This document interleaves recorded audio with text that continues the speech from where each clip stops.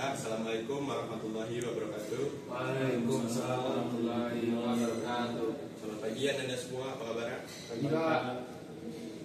Sebelum kita memulai pelajaran pada hari ini, Bapak absen terlebih dahulu ya. Rifki Ananda, Bila. Sandri Maulana, Bila. jadi ada semua ya.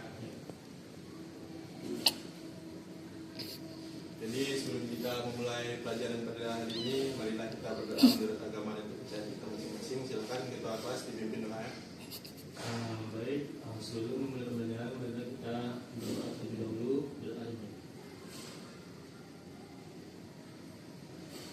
Kelas selesai.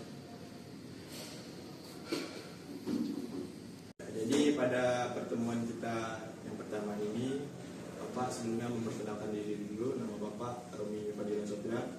Bapak di sini mengajar tentang praktek kayu. Jadi pada pertemuan kita yang pertama ini, sebelumnya kita akan belajar materi dasar ya tentang pengenalan mesin-mesin yang ada di workshop, di mana minggu depan kita akan langsung turun ke lapangan. Jadi sebelum kita turun ke lapangan untuk menggunakan mesin-mesin yang akan digunakan untuk membuat proyek, alangkah baiknya kita mengetahui dulu tentang mesin-mesin tersebut supaya nanti tidak adanya masalah teknis dalam menggunakan mesin-mesin ini. Jadi ada 4 mesin yang akan Bapak perkenalkan pada pertemuan kita yang pertama ini. Itu yang pertama yaitu mesin gergaji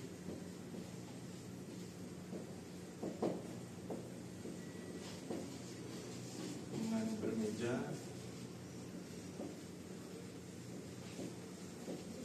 atau mesin potong. Yang kedua,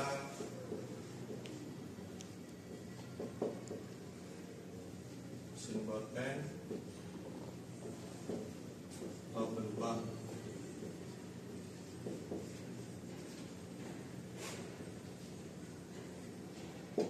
Lalu yang ketiga ada mesin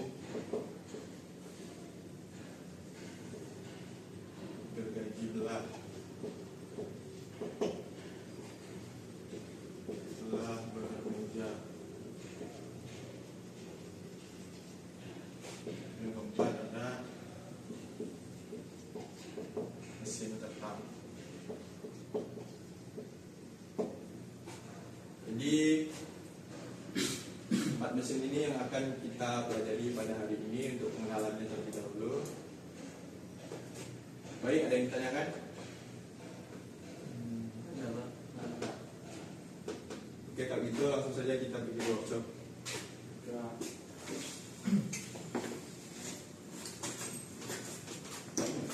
Oh ya. Jadi ini adalah mesin kita yang pertama, yaitu mesin potong gergaji lengan bermeja yang biasanya digunakan untuk memotong kayu. Jadi untuk pengenalan komponennya di sini terdapat mata pisau untuk memotong. Lalu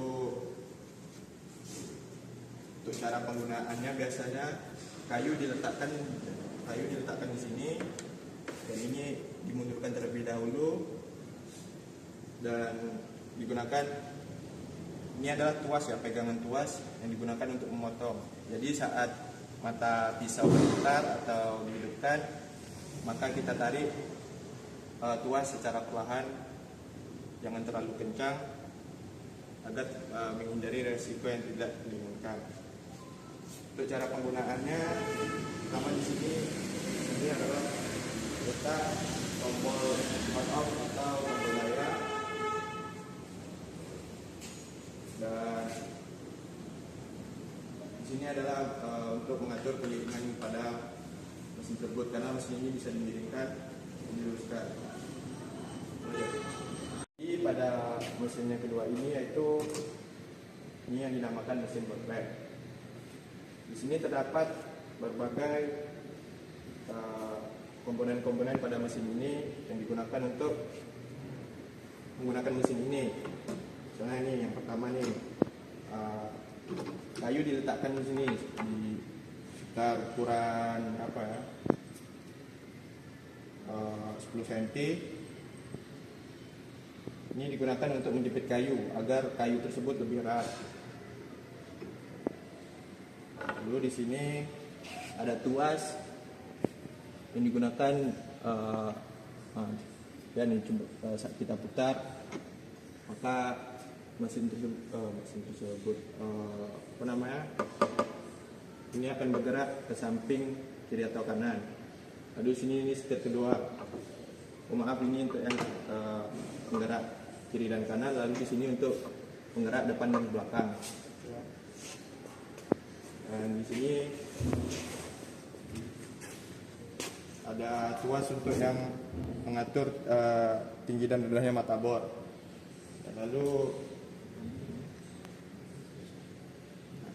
Dan untuk cara penggunaannya di sini adalah tuas yang akan kita gunakan untuk membor tersebut. Jadi kita letakkan kayu di sini dan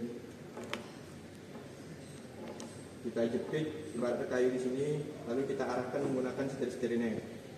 Jika sudah presisi atau pas yang sesuai dengan yang kita inginkan, hidupkan mesin bor, lalu gunakan tuas ini untuk mendorong atau menekan mata bor untuk melubangi kayu yang akan kita lubangi.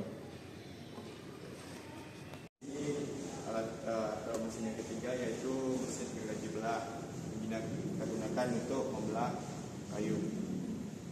Di sini terdapat beberapa komponen pada mesin ini. Yang pertama yaitu mata pisau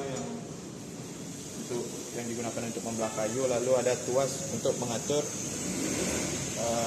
kayu yang akan kita potong. Nah, dalam menggunakannya misalnya kita letakkan kayu di sini, lalu lepas ini terlebih dahulu untuk menggeser balok ini untuk menopang dan menyesuaikan ukuran kayu. Di sini ada ukuran-ukuran kayu yang misalnya ingin kita potong. Jika sudah pas, maka sesuaikan juga mata pisau sesuai tinggi kayu yang akan kita potong. Di sini adalah setir yang kita gunakan untuk meninggikan atau merendahkan mata pisau. Jadi untuk cara penggunaannya, kita hidupkan mesin ini supaya mata pisau tersebut dapat berputar. Lalu kita dorong kayu dari sini. Jika sudah ukurannya juga sudah pas sesuai yang kita inginkan, maka dorong kayu secara perlahan dan lalu hingga terbelah yang sesuai yang kita inginkan. Jadi untuk alat yang keempat yaitu adalah mesin cetak. Sini terdapat beberapa komponen, yaitu mata pisau penghalus yang terdapat di dalamnya. Lalu di sini ada setir yang kita gunakan untuk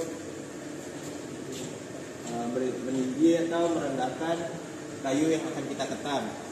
Kita ukur di sini terdapat ukuran, kita sesuaikan dengan ukuran kayu yang kita inginkan.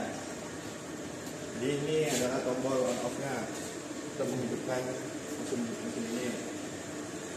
Jadi untuk cara penggunaannya, ibaratkan ini adalah kayu yang akan kita ketam. Jadi ini adalah ibarat kayu yang akan kita ketam. Penggunaannya, kita masukkan kayu ini saat mesin telah dihidupkan, lalu kayu tersebut akan berjalan dengan sendirinya. Untuk saran alangkah baiknya menggunakan mesin ini dengan 2 orang. Untuk saat kayu berjalan dengan sendirinya, alangkah baiknya ada yang menerima kayu ini di seberang untuk menerima kayu yang telah kita ketam ini. Lalu di sini adalah pembuangan ampas-ampas kayu yang sudah terketam.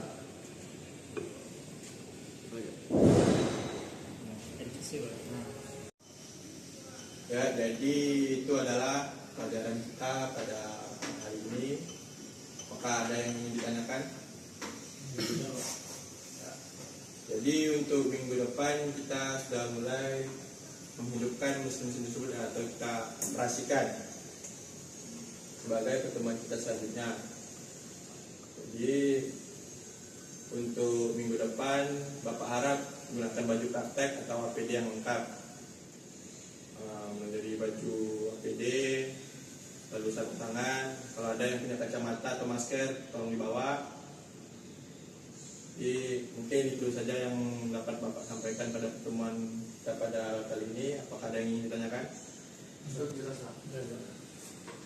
Baik, untuk kita kelas silakan ditutup kelas terlebih dahulu. Baiklah, untuk mengakhiri kelas pada siang hari ini, mari kita mengucapkan alhamdulillah. Sekian yang dapat Bapak sampaikan. Bapak ucapkan terima kasih. Assalamualaikum warahmatullahi wabarakatuh. Waalaikumsalam.